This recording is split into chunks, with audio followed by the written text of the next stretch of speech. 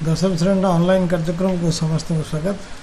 पिला माने आम जानी तुम जो अच्छी एक विषय गुरुत्वपूर्ण विषय ता हूँ कोष विभाजन जोटा कि तुम रिप्रोडक्शन चैप्टर अच्छी से कोष विभाजन संपर्क में आज आम पढ़ा।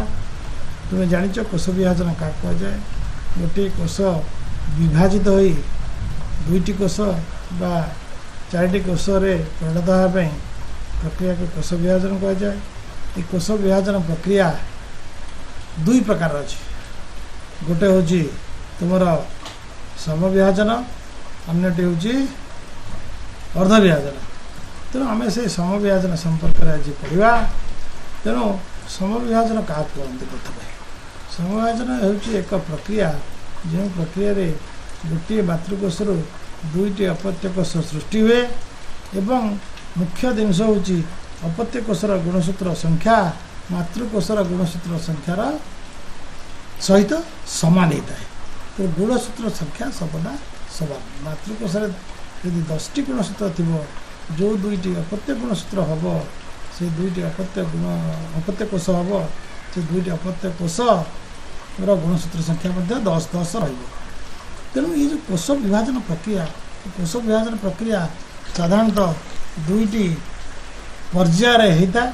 गोटे हूँ नेष्टि विभाजन अन्यटी हूँ कोष जीवकर विभाजन। नेष्टि विभाजन तो जान कोषर केन्द्रस्थल नेष्टि थाए। बर्तमान जो वीडियो देखुच यहाँ कोषर केन्द्रस्थल अच्छी नेष्टि देख से नेष्टि देख केमी देखा नेष्टि झिल्ली द्वारा आवृत होती। तुम जो नेष्टि विभाजन ये नेष्टि विभाजन प्रक्रिया को तुम कहती कैरियोकाइनेसिस इंग्लीश रे कोष जीवक विभाजन कहती साइटोकाइनेसिस। तेणु नेष्टि विभाजन यह एक सरल प्रक्रिया नुहे यह एक जटिल प्रक्रिया। यार चारटा उप अवस्था अच्छी चारिटी उप अवस्था। प्रथम उप अवस्था है आद्यावस्था तापर है मध्यावस्था तापर उत्तरावस्था एवं पर्व परिशेष अंतिम अवस्था। तेणु आम नेष्टि विभाजन जो चारिटी उप अवस्था अच्छी प्रथम देखा। बर्तमान तुम देखुच जो ब्लू कलर अच्छी नेष्टि नेष्टि झिल्ली द्वारा आवृत हो भितर न्यूनेष्टि अच्छी आउ क्रोमाटिन जालिका अच्छी।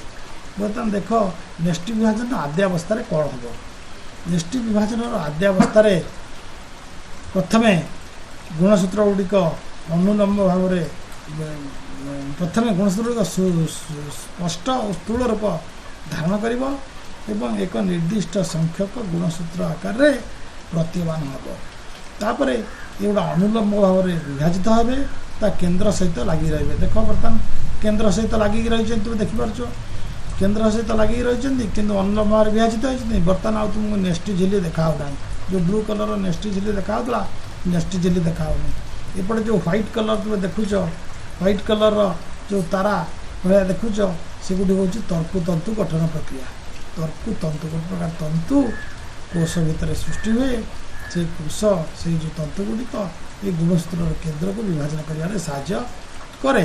तेणु ये तर्कु तंतु ये गठन प्रक्रिया समविभाजन आद्यावस्था आरंभ होता है। तेणु आद्यावस्था कौन हुए देख तुम्हें ना नेष्टि झिल्ली अदृश्य है गुणसूत्र गुड़ाक आगुरी देखा ना स्पष्ट भाव में गुणसूत्र स्पष्ट रूपे देखा गुणसूत्र केन्द्र ठारे लगी रही अनुलम्ब भाव विभाजित है तर्कु तंतु गठन प्रक्रिया आरंभ है।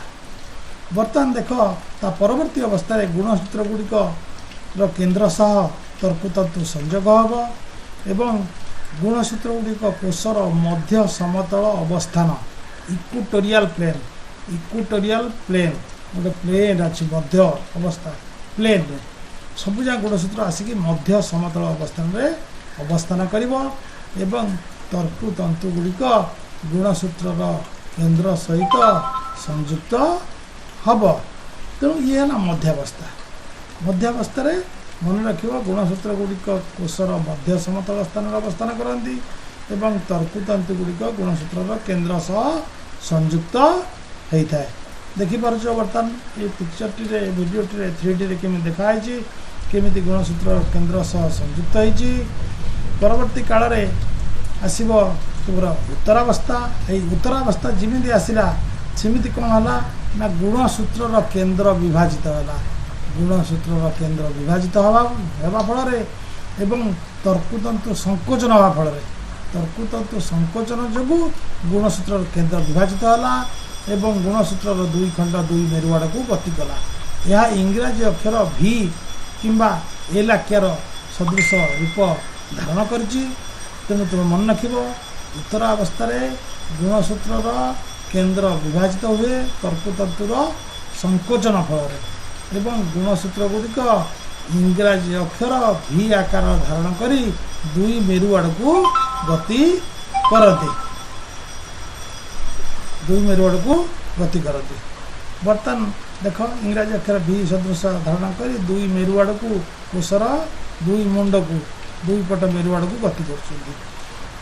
परिशेष ये गुणसूत्र गुड़िक जो स्पष्ट देखाई आद्यावस्था ये धीरे धीरे अंतिम अवस्था को उपरीत हम एवं ये अंतिम अवस्था गुणसूत्र गुड़िक धीरे धीरे अदृश्य हो सरु सूता मेंचे भलिया देखा एवं तर्कुतंतु अदृश्य हो न्यष्टि झिल्ली जहाँ आद्यावस्था अदृश्य होता पुनर्बार दृश्यमान है एवं दुईटी नेष्टि परिणत होगा। तुम प्रथम देखी गोटे ब्लू कलर नेष्टि ता भीतर किसी सूता भलिया देखा सेगुड़ा था तुम गुणसूत्र स्पष्ट रूप देखा आद्यावस्था स्पष्ट रूप देखाला। मध्यावस्था मध्य समतल अवस्था अवस्थान कले उत्तरावस्था केन्द्र विभाजित है गुणसूत्र अंत्यावस्था न्यष्टि झिल्ली पुनः दृश्यमान है एवं गुणसूत्र गुड़िक अदृश्य है दुई मेरुटे जमा है। बर्तमान ये न्यष्टि विभाजन सरला कोष जीवकर विभाजन ये देख सृष्टि है। बर्तमान कोष जीवक विभाजित हो बर्तमान दुईटी कोषरे दुईटी डटर सेल बा अपत्य कोषरे परिणत है। तेणु प्रथम गुणसूत्र जी गोटे कोषरे चारिटा गुणसूत्र थिला मातृकोश बर्तमान अपत्य कोष से चारि चारिटी गुणसूत्र अच्छी एवं गोटे कोष दुईटी कोष परिणत है। तेणु मुख्य जिनस है समय विभाजन जे गोटे मातृकोश समय विभाजन प्रक्रिया विभाजित हो दुईटी अपत्य कोष परिणत हुए एवं अपत्य कोषर गुणसूत्र संख्या मातृकोषर गुणसूत्र संख्या सहित समान रहे। तेणु कोष विभाजन ये बर्तमान तुम धन्यवाद मन रखिकी पढ़ ठीक भाव मन